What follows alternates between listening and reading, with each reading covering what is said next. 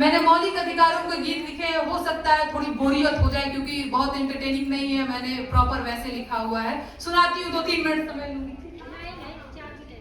4 भी ले लूंगा। वही देखो इतना प्यार लुटावल जाता है। भैया आव समझया पान अधिकार भैया, संविधान के सुनला विचार भैया, आव समझया पान अधिकार भैया। तोहर पहिला अधिकार हवे समता के हो, जाति धर्म के भेद मिटे जनता के हो, केहू छोट बड़ ना बराबर भैया, आव समझयापन अधिकार भैया। 14 से 18 के सार भैया, आव समझयापन अधिकार भैया। तोहर दूसरा अधिकार है स्वतंत्रता के हो, बोले पढ़े रहे घूमे के आजादी देवे हो, समुदाय व्यवसाय के आजादी देवे हो। 19 से 22 के गुहार भैया, अब समझयापन अधिकार भैया। तोहर तीसरा अधिकार है शोषण के विरुद्ध, बंधुआ मजदूरी बेगारी के विरुद्ध। 23 से 24 कहे बार बार भैया, अब समझयापन अधिकार भैया। चाहे मंदिर जइहा, चाहे मस्जिद जइहा, चाहे चर्च में, चाहे गुरुद्वारा जइहा, पूजा पाठ पे हक बा तोहार भैया, अब समझयापन अधिकार भैया। भाषा बच जाए कल्चर तोहार, माइनॉरिटी लोगन के हित के विचार। एहो 29 से 30 के पुकार भैया, अब समझयापन अधिकार भैया। तोहर घर से भइल घर केहू गिरफ्तार, 24 घंटा में कचहरी करे खुद विचार। 32 से 35 के जुगाड़ भैया, अब समझयापन अधिकार भैया। ये गीत मैंने उनके लिए लिखा हुआ है जिनके सिलेबस में कई बार ऐसा होता है ना कि आज हम लोग टेक्निकल डिग्री के पीछे भाग रहे हैं, इंटर किया, बीटेक कर लिया और ये सारी चीजें, फिर बेंगलोर चले गए, बम्बई चले गए नौकरी के लिए और संविधान को जानने का मौका नहीं मिला। या फिर मैं गांव से आती हूँ, मैं बिहार से आती हूँ, मैंने कहा पहले भी मैं भोजपुरी भाषा बोलती हूँ। वहां पे मैंने देखा है आज भी महिलाओं को अपना हक नहीं पता है, तो मैंने सोचा कि अपनी लोकल भाषा में, मैं भोजपुरी भाषा में उनके अधिकारों की बात करूं, तो इसलिए मैंने ये गीत लिखा था।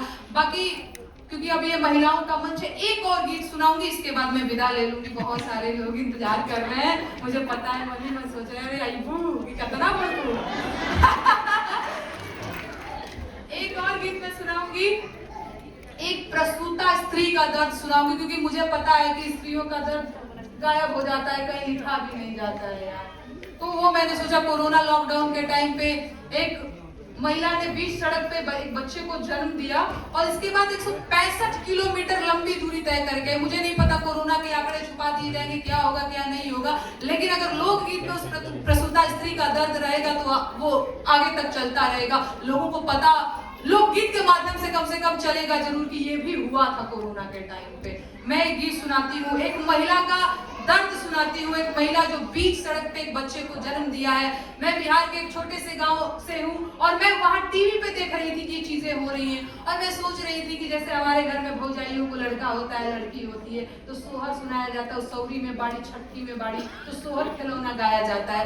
लेकिन बीच सड़क पे उसके लिए कोई सोहर खिलौना नहीं गाने वाला है। तो मैंने सोचा पता नहीं वो मेरा वीडियो देखी होंगी, नहीं भी देखी होंगी, लेकिन मैंने उनके लिए एक सोहर लिखा था। मैं सोहर आप लोगों को सुनाती हूँ। अरे उठेला दरदिया कमरिया में, पीछे रे बजरिया में हो ललना लाज लागे हमारी नजरिया में देखे लोग बजरिया में हो। अरे अटकल परान अध जल में अरे सभवा सकल में न हो ललना गाढ़े विपतिया के पाल में होरी लाजाना माल हो। राजा जी लाज लागे हमारी नजरिया में देखे लोग बजरिया में हो। अरे अइला हो बबुआ भुखाइल बड़ी रे खुआइल न हो ललना पाप लागी माई कहाइल मोर छतियो सुखाइल हो। ललना लाज लागे हमारी नजरिया में देखे लोग बजरिया में हो। अरे उठला दरदिया कमरिया में बीचे रे बजरिया में हो ललना लाज लागे हमारी नजरिया में देखे लोग बजरिया में हो। अच्छा एक और सुहार याद आ गया है, सुना क्या? एकदम छोटे बच्चे की तरह कर रही हूँ मैं। नहीं मतलब मैं समझ पा रही हूँ कि मैं ऐसा क्यों कर रही हूँ। जब आप बैठी हो तो भाई मेरा बच्चा बन जाना ठीक है ना। एक और सुहार सुनाऊंगी मैं। अरे 2014 में बियाह भइले 19 में गवनवा भइले 19 में गवनवा भइले हो ललना 6 साल भइले बियाह के बिकसवना जनमाल हो। ललना 6 साल भइले बियाह के बिकसवना जनमाल हो। बिकसवा काहे नहीं जन्म ले? अरे राजा जी साथ रहेंगे तब ना कुछ बात होगी।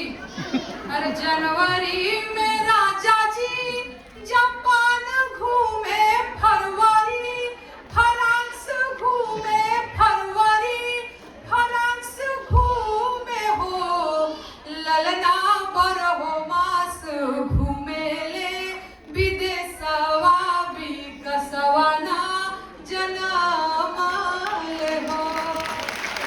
और हमने बहुत जो है ओझा गुनी को भी दिखाया। अरे डॉक्टर देखैनी बंगाल के बैदा बिहार के केरला असम के हो ओझैती करैनी उत्तर प्रदेशवा बिकसवना जनमाल हो। काहे नहीं जन्म ले? अरे राजा जी के गोदिया में मोर खेले कन्हिया पे सुगा में ना चिराई चुरुंग खेले हो ललना राजा मन भावे ना मनुष्यवा बिकसवना जनमाल